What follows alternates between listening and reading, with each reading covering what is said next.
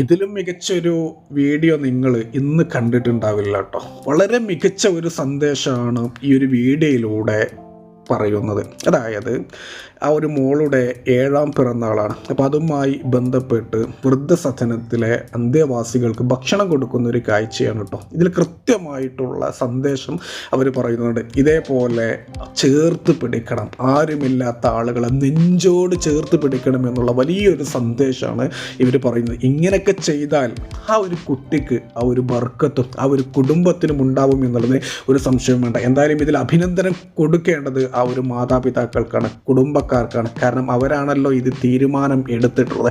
അവർക്ക് ആരായാലും അവർക്ക് എൻ്റെ ഹൃദയത്തിൽ നിന്നുള്ള ഒരു ബിഗ് സല്യൂട്ട്. അതേപോലെ തന്നെ ഞാനൊരു കാര്യം കൂടെ പറയാൻ ആഗ്രഹിക്കുകയാണ്. ഇപ്പോൾ മുസ്ലിംസിലൊക്കെ മരിച്ചാൽ 3, 7 അങ്ങനെയൊക്കെ ഉണ്ടല്ലോ. അപ്പോൾ എൻ്റെ ഒരു കാഴ്ചപ്പാടാണ് ഞാൻ പറയുന്നത്. നിങ്ങൾ അത് കഴിക്കുന്നതിന് പകരം ആ ഒരു പണം വല്ല പാവപ്പെട്ടവർക്കോ അല്ലെങ്കിൽ അതുമായി ബന്ധപ്പെട്ടുള്ള അല്ലെങ്കിൽ ഇതേപോലെയൊക്കെ ചെയ്യണം എന്നുള്ളതാണ് എൻ്റെ ഒരു അഭിപ്രായം. ഇനി ചില ആളുകൾ ഇതൊന്നും കഴിക്കാത്ത ആളുകളുണ്ട്, അവർ കഴിക്കേണ്ട. ഞാൻ അതിനെക്കുറിച്ചൊന്നും പറയുന്നില്ല. ഞാൻ കഴിക്കുന്ന ആളുകളോടാണ് പറഞ്ഞത്.